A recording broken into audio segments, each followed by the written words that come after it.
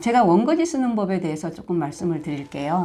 원고지 쓰기는 요즘 세상에 뭐 필요할까? 라고 생각할 수도 있는데 아직까지 학교 현장에서는 유용하게 쓰이는 방법입니다. 그리고 아이들한테 띄어쓰기 개념 같은 거 잡아줄 때 아주 유용한 방법이에요.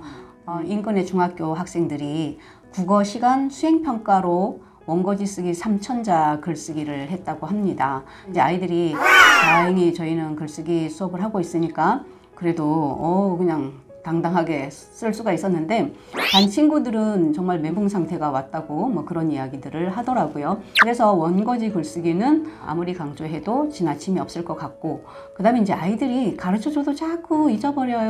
그래서 쓸 때마다 또 묻고 방법을 계속 그렇게 물어가면서 쓰고 있거든요.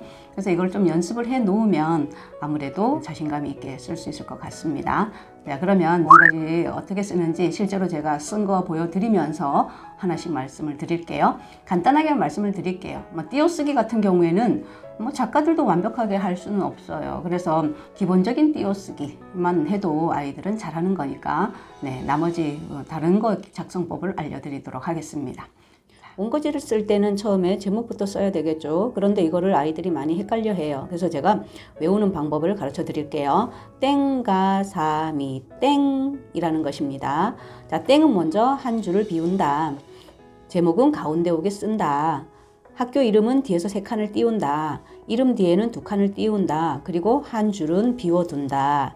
이게 땡가사미 땡, 땡가사미 땡, 땡가사미 땡. 요건 좀 아이들한테 외우게 할 필요가 있을 것 같습니다.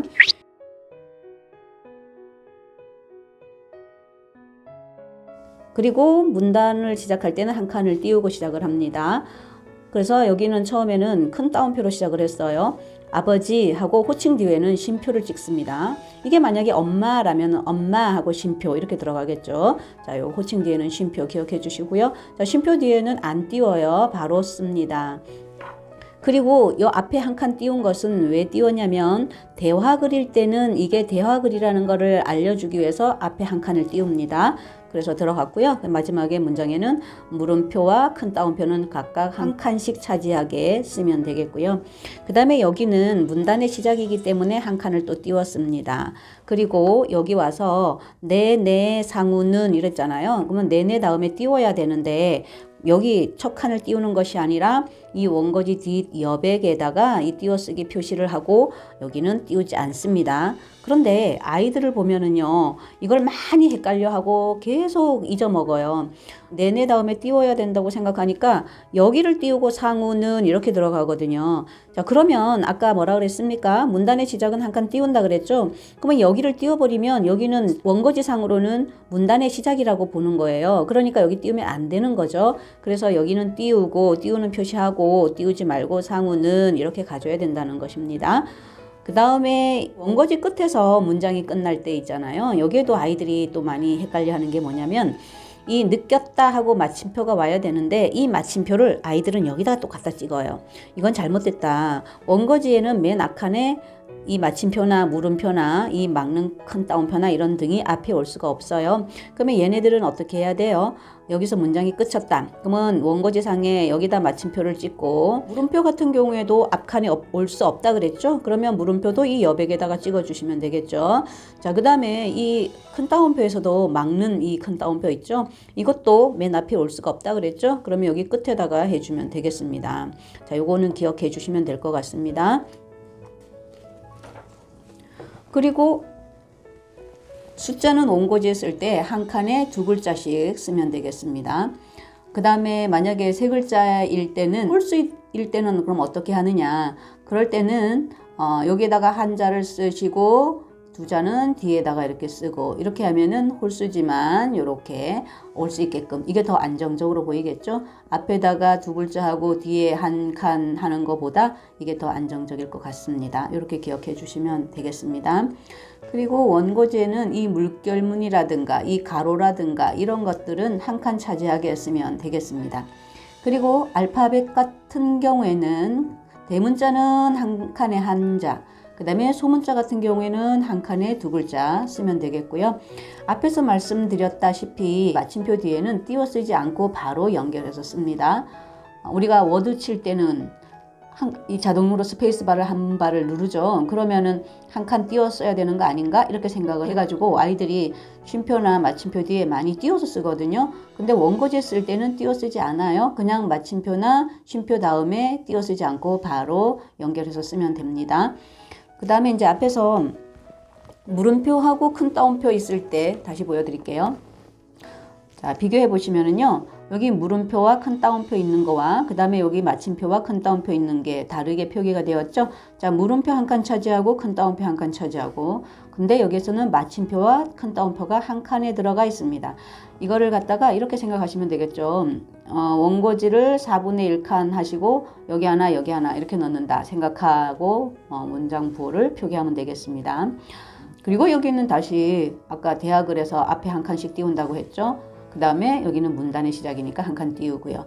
자, 문단의 시작일 때 한 칸을 띄운다 그랬어요. 자, 그러면 어디냐면 여기 문단의 시작, 여기 문단의 시작, 그 다음에 여기 문단의 시작, 여기 문단의 시작 이렇게 되겠네요.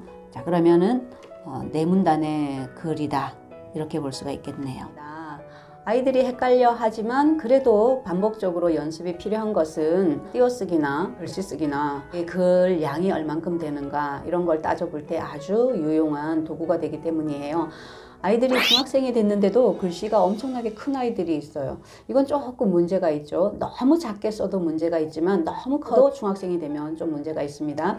그래서 그런 친구들이 이 원고지를 처음에 딱 접했을 때 기겁을 해요. 너무 작아요 이렇게 말을 해요.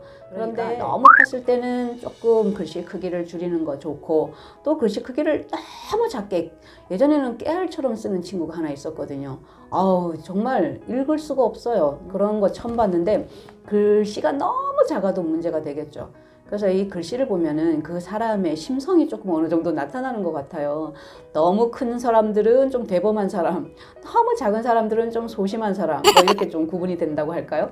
글씨는 적절하게 그 학년에 맞게끔 쓰시고, 이렇게 원고지에다가 많이 연습을 하면 띄어쓰기나 자기 글 쓰는 분량 같은 거 한번 가늠해 볼 수가 있을 것 같습니다. 어떤 아이들은 보면은요, 그냥 줄글에 주면 띄어쓰기를 엄청 넓게 해요. 그래놓고 듬성듬성 이렇게 글을 쓰고 그냥 그 칸을 메우려고 하는 그런 또 습성이 있더라고요.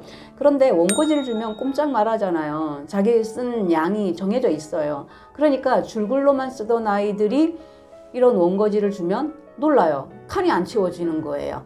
그래서 이 원고지는 자기가 글 쓰는 분량을 어느 정도 가늠하고 쓸 수 있게끔 도와주는 거기 때문에 원고지랑 친해지는 게 좋죠. 평소에도 아이들이 원고지에다가 글을 쓰는 연습을 집에서도 하게 하면 자기 글 양을 가늠해 볼 수 있고, 또 띄어쓰기나 이런 것도 교정이 되고 좋습니다.